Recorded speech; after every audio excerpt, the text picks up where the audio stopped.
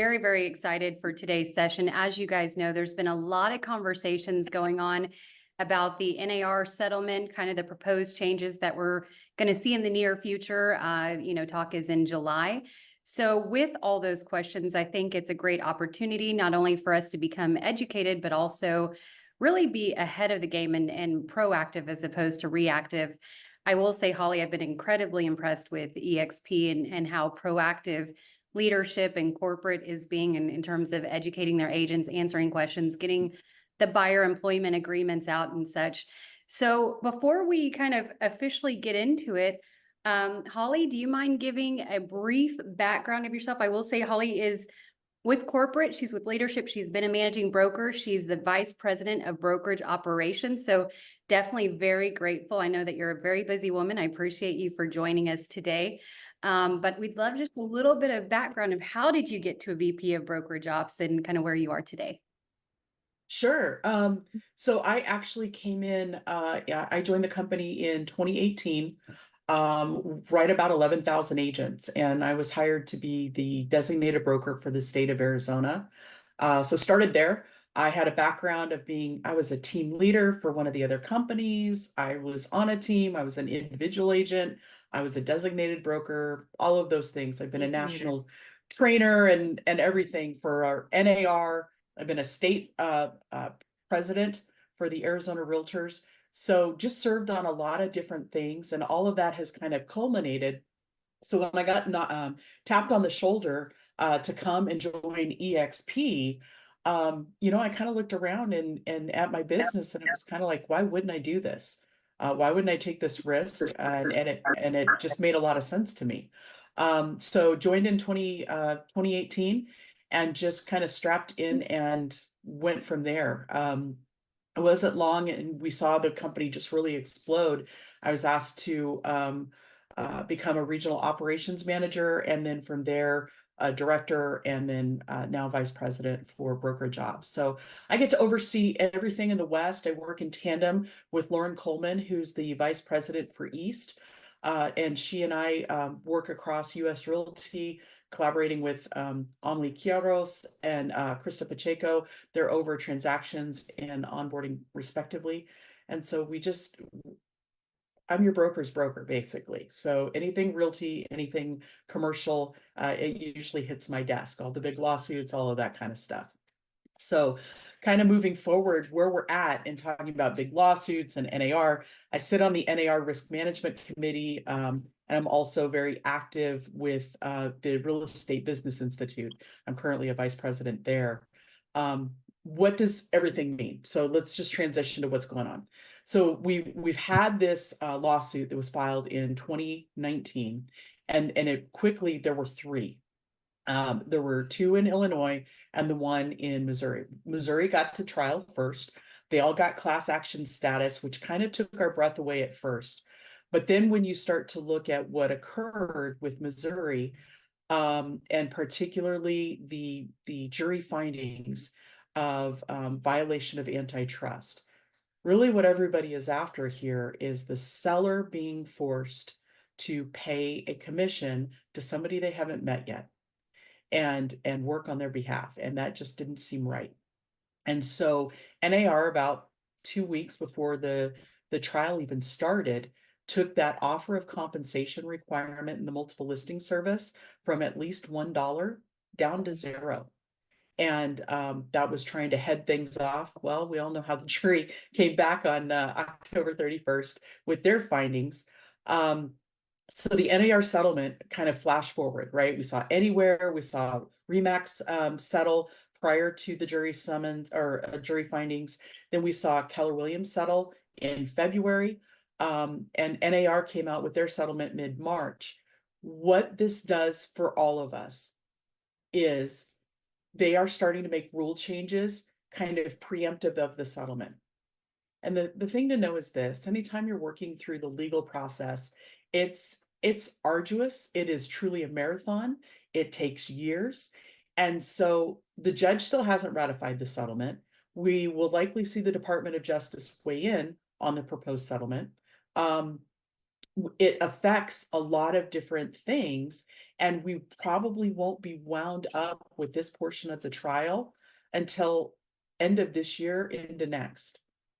Well, why are changes coming in July? Well, NAR, as part of their proposed settlement and good, being a good steward and also probably to not have to pay quite as much money, is putting these rules into place now that they can.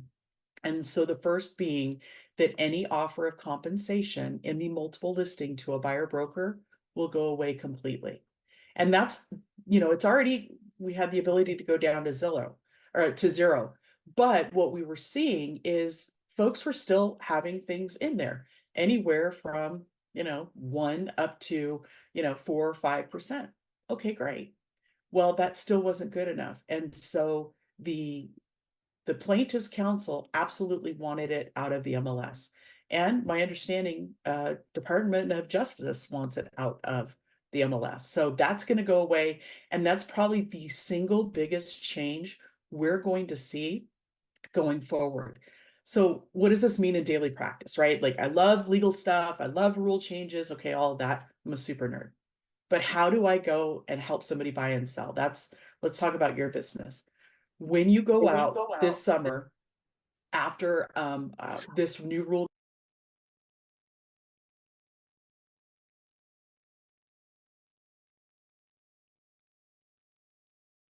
Holly, I'm sorry. I think I accidentally muted you. I was trying to mute somebody else and it clicked. I'm sorry.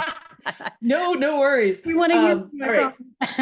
Yeah, it's all good. So what's going to happen is if you get a call post mid-July and that says, hey, will you come out and show me this house?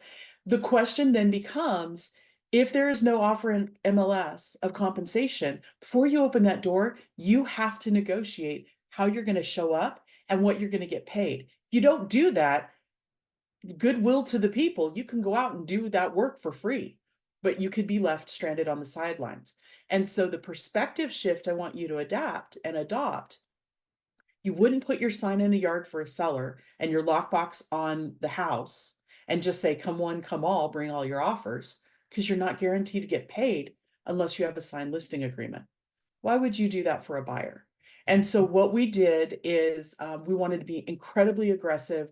We know there are a lot of unknowns in the market. We know rules are still being fashioned, but what we do know is NAR has said offer of compensation will go away in most MLSs nationwide by mid-July.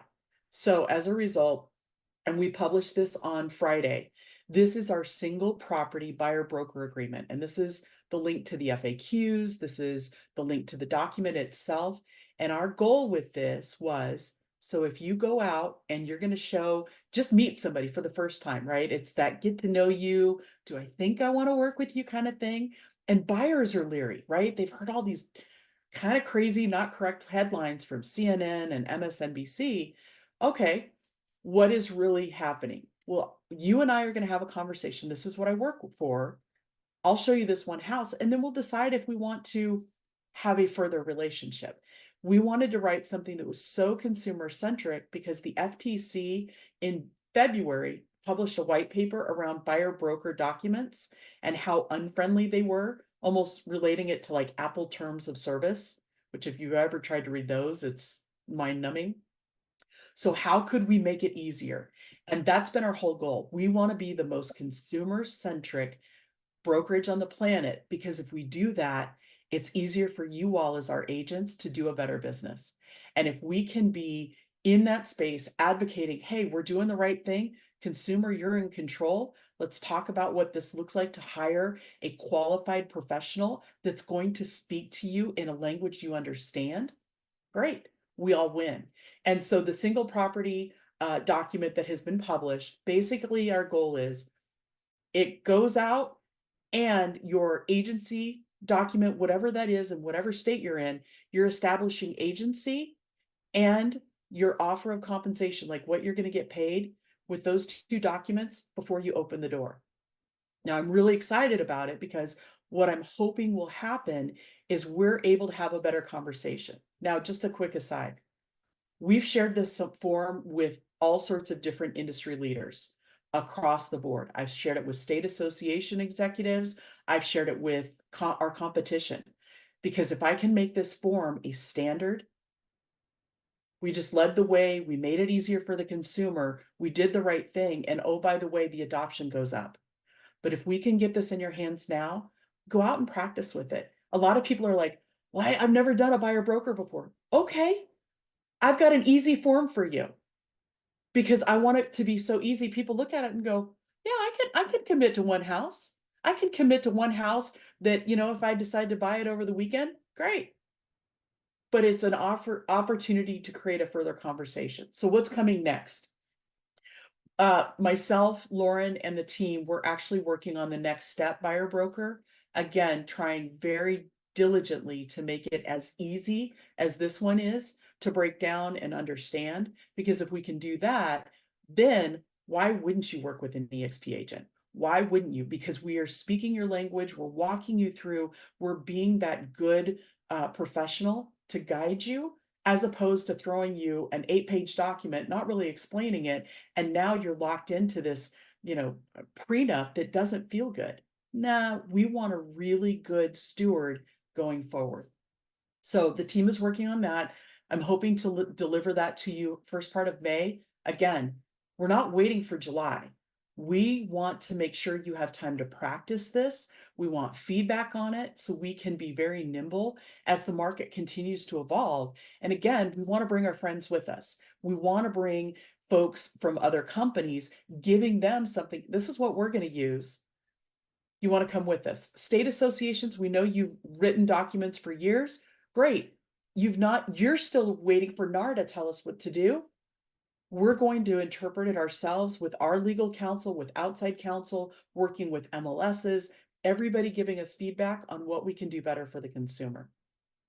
So I behind the scenes, wanted to ask you a quick question yeah. because you said something that was really, really important, that there is a false narrative that's gone on from some of the major media outlets in the interim. So we're going to start preparing our buyer brokers agreements and really getting used to the employment agreements. But in the interim, how can we as agents start correcting that false narrative and misinformation that's been being given? I think the thing is to have an honest conversation. When you sit down with anybody, whether it's a seller or a buyer, but when you sit down with the seller, usually we have a conversation around, okay, what's it like to hire an agent? What am I going to do for you? And they see action, right? The signs in the yard, you've got a website, you've got all the advertising, you've got the photographer that's come through. They see the action. With the buyer, it's not visible. And unfortunately, the false narrative has been perpetuated with great shows like, HGTV, buyer find this house, whatever. And the agent stays outside. The buyers walk through on their own. You and I both know that doesn't happen. I scream at the TV like it's a football game. That's not real. So walk buyers through what it looks like to really buy a house in this market. And this is what I appreciate that agents are doing now more is they're having a true strategy conversation because it's not about finding the house. You can go online and Dr. Google and find anything. How you buy it, how you strategically craft that offer, how you negotiate not just the offer, but the terms and conditions beyond the price. That's where the magic happens. And that's where you and I get to have a better conversation. Now, script, Micah, can I give them a script? Would that be okay? Go for it. I'd love it. Okay. So one of my favorite scripts that I've always used, and I've used it both mainly with sellers, but now I've recommended and I've shifted it with buyers, especially teaching the accredited buyer rep class, is, hey, when you're ready, I'd love to interview to be your agent. But until you choose your agent, and what it means is you'll sign a document that looks like this, and I'll pull out an agency agreement, and now I'll pull out the agency plus the compensation. And I'll basically say, hey, until you choose your agent, please know anything you share will be used against you in a negotiation. And the reason I say that is somebody walking into an open house, they start talking about how they have to be in the school district, they have to move by this certain date, they just inherited money, all of the things. Well, I'm in the open house on behalf of the seller. I hear it all. Guess what? When I see your offer coming across, I know everything I need to know about you, and I'm going to negotiate against you. So having those conversations with the buyer up front especially if they're like, yeah, we just want to look at this one house. Okay, great. I'm going to do a one-time, one showing listing. Great. Buyer presentation. We'll walk through it. And then my parting words are going to be, hey, when you're ready to choose your agent, please let me know. But until then, no, anything you say could be used against you in a negotiation. And people, what? Wait, I don't understand. And so that is a great like segue, like talk to them about what the process is. Talk to them about agency. Talk about who pays, where the money comes from. It makes a difference. So in my mind, it's no different than if you go to your attorney and they want a retainer or some kind of fee up front, and in turn, you're going to have an agreement with confidentiality attached to that. So I think Absolutely. eventually we've got to get to everybody else is doing that. So why haven't we been doing it? That's great. I And I love. think it's the biggest opportunity that we have before us. What my favorite part of the market, I've been in real estate, right out of college. And I'm not going to tell you how many years that is, but it's been a while. So my favorite market, honestly, was the short sale market. And some of you are like, Mabry, that's not right. I loved the short sale market mainly because it allowed us to show up as true professionals on behalf of that person who was at the table with us. We got to hold their hand, we walked them through, and we were in constant, steady communication, telling them about what we were doing, why we needed to do it. And I think my longest short sale took me about 18 months and I successfully closed it. But it was one of those where every week I called that seller. And when they needed to cry, okay, cool, we did that together. When we had those moments, all of it. This is an even better market for us because we have that opportunity to show the strength of our character and relationship building right now. So why not? Yeah, you Why said not be in opportunity. business? Yeah, Absolutely. And I love that you said opportunity because I think a lot of us, there's a lot of fear because there's always fear attached to anything that's unknown. I'm right there with you. I'm seeing this as a major opportunity. I think it's really going to separate, the professionals. And so those of us, and I see a lot of names on the list, a lot of us have been in the industry for a while.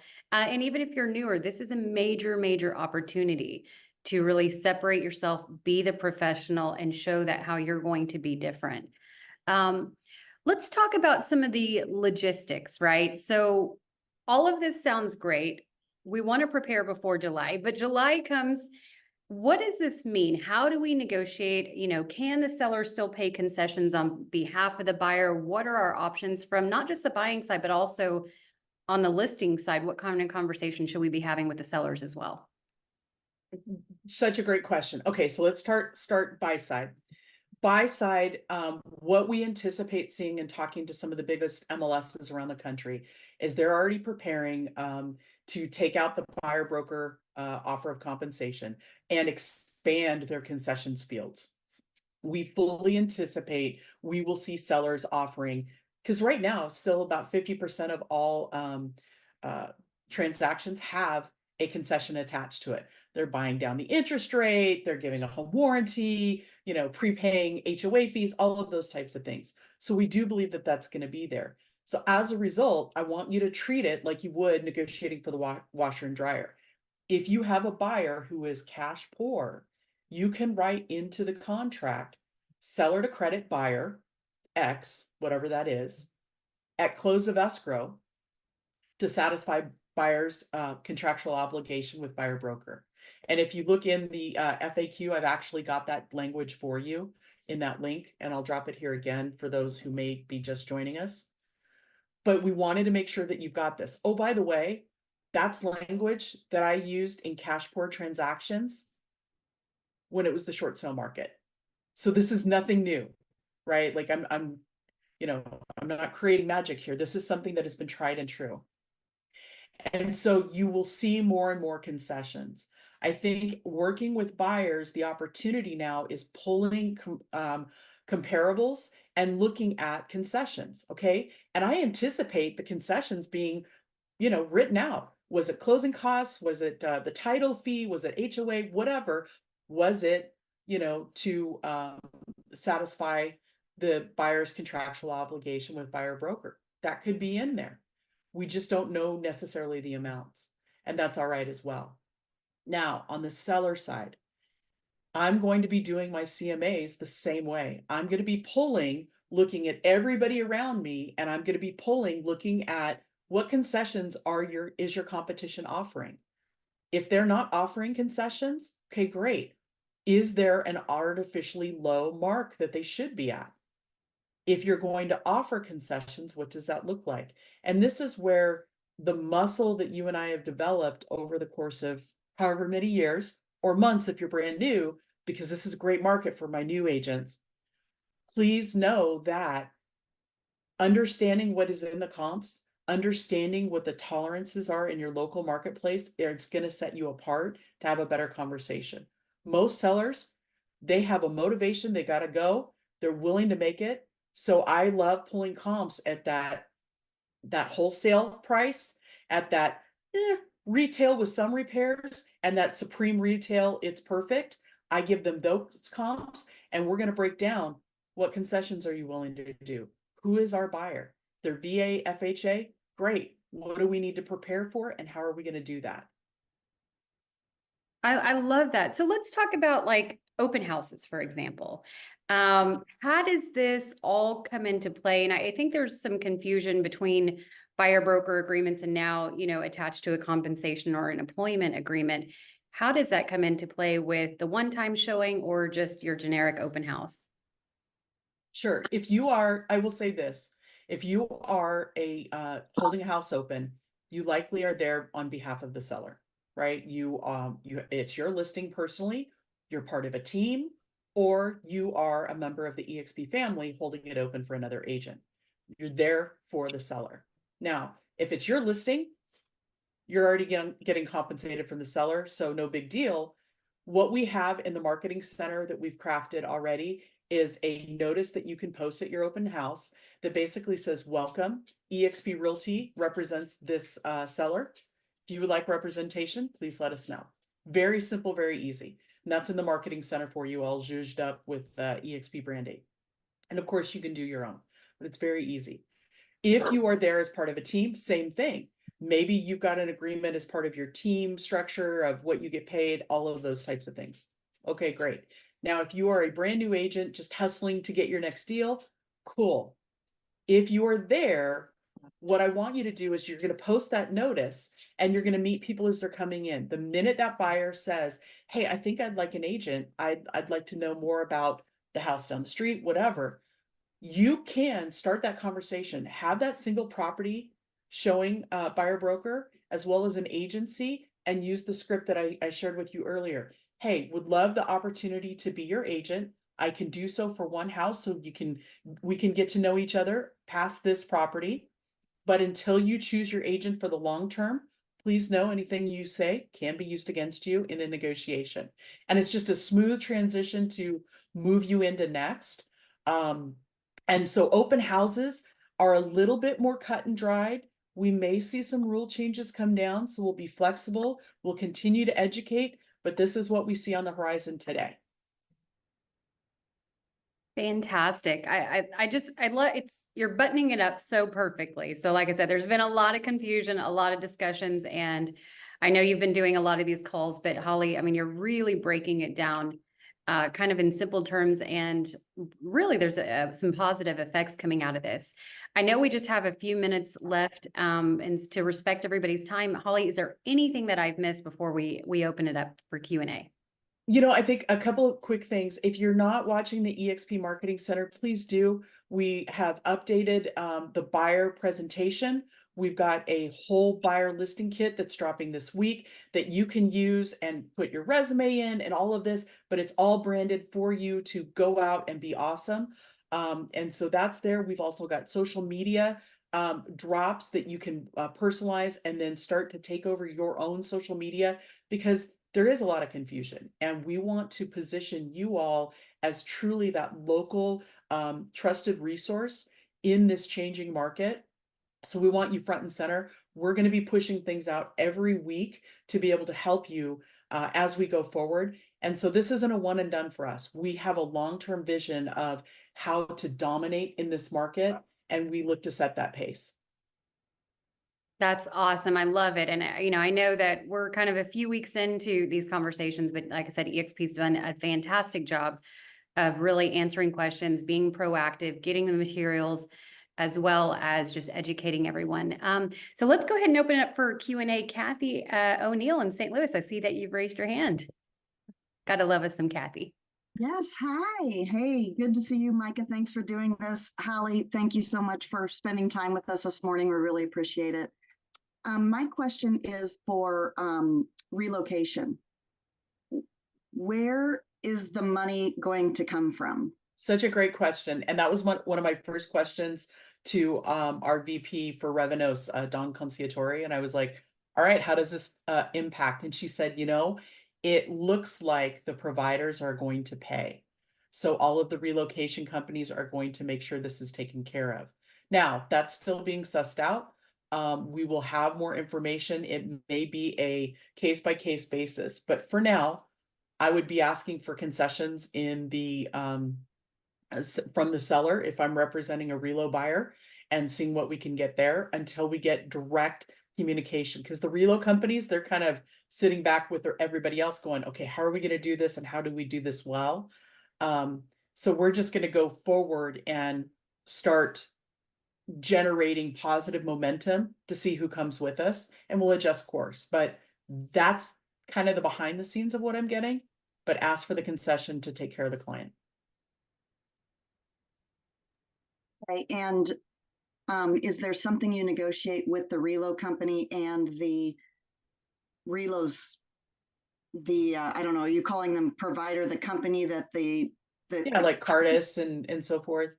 Yeah, so Cardis is going to negotiate with the company who is coming to them saying we have a candidate that needs to move. Mm-hmm. And the company, let's call it Anheuser-Busch, they will pay the buyer's agent if the seller won't pay. That's all in the works of being negotiated. That's my understanding right now. And I Okay. think we'll take it company by company. I think the biggest thing I would say, especially for those of you in the relo market, is to ask as many questions as you get that new relo buyer. And again, it's kit gloves, kind of like we did in the short sale market. Educate, ask questions, understand, educate, all of that. Yeah. Okay. Thank you. You bet. Great question. Holly, do you have time we've got some hands raised. Yeah, let's go ahead. Okay, perfect. I think David from Sarasota is next, David Mills. Hey, Holly, thank you for this. Quick question. In the world of new construction, there's a variety of compensation for new construction. It goes from 1% to 4% with a bonus or something Sure. like that. And I know that once we put it on the buy brokerage agreement, that let's say that my compensation is 3%, anything above that is just money lost. Is there possibly a workaround that we could do contractually where there's a concession written into the contract that says if there is a bonus, that we may know there's no workaround? Yeah. So the way we're reading the settlement proposal right now from NAR is it is what it is. Now, this is what I would say. If you've got a buyer who's looking at new construction as well as potentially resale, break it out on the buyer broker. If you end up buying new construction, my fee is X.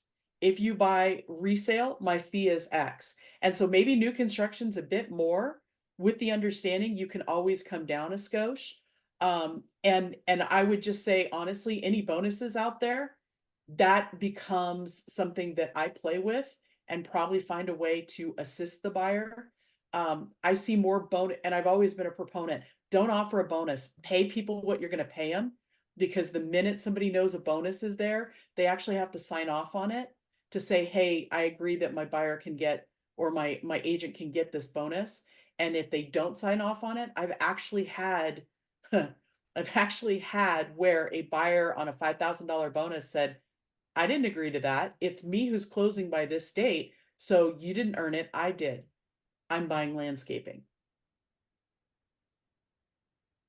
So like bonuses is like Christmas money. You don't always get it. And so I just kind of look the other way and say, buyer, if you work with me, any bonus from the builder immediately goes to you. Got it. Yep. I'd rather win people that way and move forward. Great question. Yeah, great questions here, guys. Daryl, my sponsor, actually into EXP, I think agent number 69, he had his hand raised, but then he took it down. So Daryl, do you still have a question? Well, kind of. I don't want to get lost in the weeds, but Sure. the DOJ hasn't approved this. My understanding is we've offered solutions, we had agreements, and then the DOJ backs out on it. What are they really after? And with this discussion of, okay, we're going to set a standard, is that not, and by the way, I think it's a wonderful plan, but is that not dangerously getting close to this witch hunt that the DOJ is after anyway? Like, we can't seem to have any standard or agreement of anything, regardless of how much it benefits the public. It's very frustrating. Is there word on the For street sure. would help? Yeah, so this is what we're getting from basically the attorneys in the know, so to speak, is one, when it comes to the DOJ, they do not want any offer of compensation to a buyer, broker, and MLS. That needs to be negotiated separately. They think buyers should be in control of their destiny and sellers in control of their destiny. Additionally, the DOJ is anti any kind of exclusive networks, right, or pocket listings. And so they're really looking at companies out there that will remain nameless, but are regional, that have decided to do their own network and so forth, and withhold from the MLS. So they're really unhappy there. What we are proactively looking at is, how do we position ourselves? Because EXP is still in ongoing litigation. The NAR proposed settlement carves out for all individual agents that are currently with EXP. So me as an individual agent with EXP, I'm protected under the proposed NAR settlement. But as staff with EXP, I'm not. And so EXP is still working on our litigation that's open. And again, we're looking to be good stewards in the marketplace. So when I look at the DOJ, they don't necessarily ratify. They may have comments. They may file an amicus brief, which is basically a brief as a friend to the court. We anticipate all of that, but I do think we will see a lot more out of the DOJ, but it's also government. So we've got a July kind of thing happening, we're anticipating. We know that rule changes are coming because NAR is not super clear, so everybody's kind of making it up. And so why not in this gray area? All right, let's go forward, and how do we take care of the consumer? And if we take care of the consumer, I do believe that the money will follow, because there is a gap. And that's something that Leo has talked a lot about, and all of leadership. So we'll pivot, we'll continue to learn from what the DOJ wants, and with our resources that we've got in council, and go from there. But right now, they're really after busting up that offer of compensation that was in the MLS. Awesome. Great. And I see Rachel, you have a question. I do. Hi. Good morning. So I'm new to the game, and I'm definitely a very innovative thinker. And so in my brain, and this is kind of, maybe you're like, not a chance, but when you look at the buyer side, like, can we offer what's like packages? So like, if you're, kind of like people do for weddings, like a wedding package when you take a picture, or, for pictures, but say like, can you negotiate from like, this package would be negotiated from 1% to 3%, and then this Yes, package you is should. negotiated from 3% to 4%. I want you to think as creatively as possible. I would personally suggest not racing to the bottom to be the cheapest, but to have the most quality. And I love the idea of packages. When you look, I'm Gen X, right? I love packages because I grew up, they gave us the Happy Meal. Like, embrace that and go for broke, right? Like, that's when you look at how you take care of people. People are used to ordering an Uber, and they're like, yeah, I want Uber Comfort, or I want Uber Black. It's at their fingertips. If we can simplify this process in such a beautiful way that people have confidence, do it. But the challenge becomes, know what it costs you to do that business, So that's why I want to counsel everybody, do not race to the bottom that opening a door is over only $100. I would Right. argue you're worth probably about $250 to $300 an hour, depending on your marketplace. So it's not just a matter of opening the door, it's getting there. It's all the education you had to do for yourself to be prepared to show that property, in addition to all the paperwork to process that $100 after the fact. And as a Right. company, we're trying to make it easier. However, things happen. So I love the idea of packages. I love the idea that I could go on your website and understand that I could pay you X and receive these things, and we could Hmm. have a deeper conversation. Go for it. Yeah, that's what I think is like making it easier for the consumer to say, okay, here's what you get if you do this. You can do it, great. If you don't, great. But also, understand that obviously everything's negotiable, but being able to offer, like I saw someone had asked about VAs. That affects, I'm a military member. This is huge for VAs. It's a whole different ball game for us. So I'm Yeah. like, okay, I'm already, my wheels are spinning. So that's good to hear. For sure. And I think what we will see right out of the gate for VA, and I appreciate Katie that asked the question, with regard to VA, asking for the seller to pay the buyer broker fee directly is not illegal. It's not outlawed by this settlement. And so I think there will be some of that while we see everything flesh out lending wise. We do have calls to FHA, VA, the whole industry does, asking for changes. And I had understood last fall after the ruling came out that they were already in process of, okay, how does this change? What does this look like? So I'm concerned, but also not wildly concerned because they will pivot. We won't leave our veterans behind. We Oh can't. yeah. And I think It's too with just the going to be taken seller, care of. yeah, and I think too with the sellers, if they do packages as well, like, hey, if we have this buyer, this is what you're agreeing to, you know what I mean? Everything's negotiable, which will be hopefully help VA and FHA people on the seller side like we've done, for years. Yeah. Stay creative. This is the space to do that in. If you ever have something that you're working through and you're like, huh, I wonder if this will fly, please reach out to your state broker, anyone on the team, because we're meeting. We spent 3 or 4 days last week educating them, just getting ready to launch this form for you all on Friday. So they were up to speed and confident, and we're going to continue to do that as a leadership team for your brokers to be the best prepared to support you. Awesome. Thank you for your time. You bet. I'm kind of chuckling over here a little bit at Daryl's comment. He said, best example of repositioning with discounting is the barber shop of $20 haircuts. Had a competitor open across the street offering $4 haircuts. The premium store operator changed his strategy and advertised, we fix $4 haircuts, and raised his price to $30. So I love that. Thanks, Daryl, for sharing.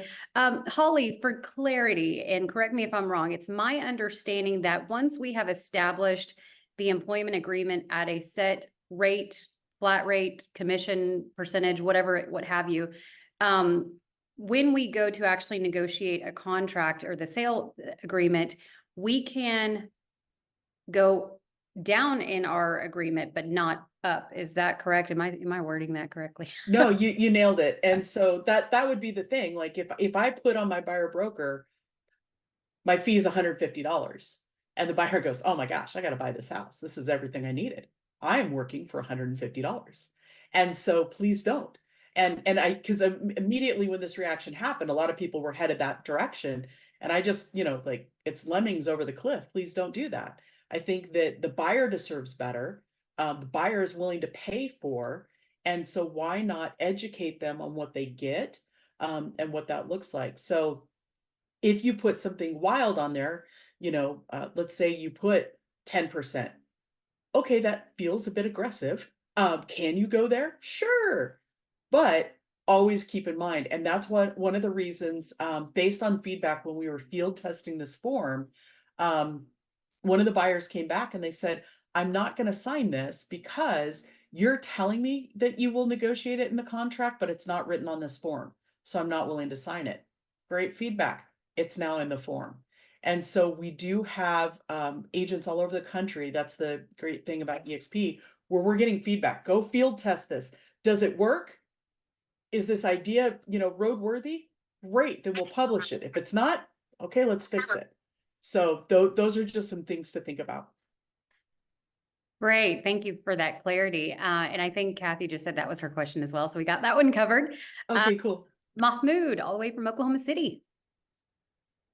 Hi, Holly. I think I watched so many videos for you, and like pretty much everyone, maybe. I came to a conclusion, really. It come to two things, and I would just want to give it out. The first thing is like how us as realtors are going to treat each other between the listing agents and the buyer agent. It used to be sometimes the listing agent would ignore the buyer agent, and we have to chase them. Now, I think the case is going to be a little bit different because the listing agent, they have to do their job if we don't do their job for them. That's the number one thing. The second thing, as far as the listing agent themselves, I think the conversation to have with the seller to start with, this is what's going to get the buyer agent paid at the end. Because we know, like, I deal a lot with the first-time home buyers, and I know they cannot afford it. So if the listing agent already set the standards with the sellers, this is what's gonna happen, this is what we're gonna deal with. It's gonna be it's gonna be easier road really to go through. And the second thing, like for example, right now, because we are fighting the media, because everybody's saying like the 6% is gone, and it's never been 6% anyway. And the second thing, they're saying like the prices of the house is gonna go down in the summertime because of that. And I have a lot of meetings with my client. I told him, listen, nothing has changed. Everything is still the same. It's just the way we do it is different. So you're still gonna end up paying, believe me, if you want to sell your house. So I think it's all about us, the agents, how we're gonna treat each other, how we're gonna treat our clients, and what we have to put in our clients' minds moving forward, whether this deal is going to go through the way it is or things are going to change. So, and I think the education is going to have to come from the agents to the agents, deliver that to their clients to make our job a lot easier. We know it's not going to be an easy ride. We know we have to change a lot of strategies, but we are the one who can really change things in the market by what we deliver to our clients. I couldn't agree more. I work in a very small town. There's only 500 agents in my area, but my whole area is like a population of maybe 60,000 people. So that's a lot of agents for a very small area. And what I always found is real estate is local, and you develop the relationship and the reputation for how you treat people. And that trickles down not just to other agents, but to clients. And the number of times I would have agents refer their clients to me because maybe they were retiring or out of town and they just needed that help. I see this as opportunity. When you are the professional in the marketplace that people can trust, and they know when they see an offer from you, oh man, this is a good offer because it's coming from this person, and I know it will close because of how meticulous they are. That's the reputation to own and earn. And when you look at where we're headed going forward, that's what excites me because it is a professionals market. And just one more script, if I may share it with you. If you're sitting with the seller and the buyer and the buyer's agent are asking for concessions to help pay their fee, what I would say to the seller is, let's look at the comparables. Let's look at where they're at in the market.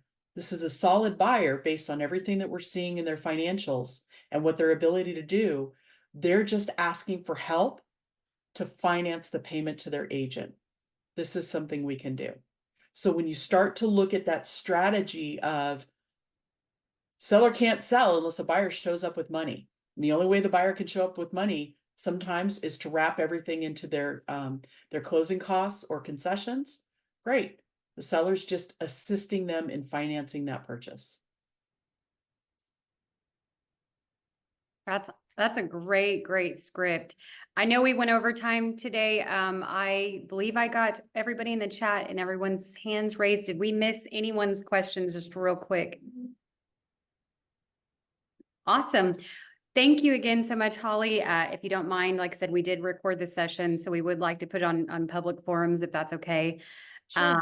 And I know you're incredibly busy. I know that you've been doing a million of these, so I appreciate you taking time not only to explain it and put it into such a simple form for us to really understand what's ahead of us, but then also answer our questions and give us some scripts to walk away with. So we greatly appreciate you from the bottom of our hearts. My thanks for having me. I love getting to do this kind of stuff. Guys, it's going to be okay. We're going to do this together, and we're going to continue to give you as many resources. This would be my ask. If you see something, if you're out in practice and you're using the form and you're like, oh my gosh, I wonder if, please reach out to me via workplace chat. I'm responsive and want to know your feedback. If you're loving it, great. If you need some tweaks, we'll see what we can do. But we really want to make this the best possible thing for you as we go forward. Fantastic. Thank you so much. You guys are doing a great job. You and Holly, or Lauren, excuse me, are a great duo. So I know we're in good hands. Thanks all. Happy Monday. Thank you. You as well.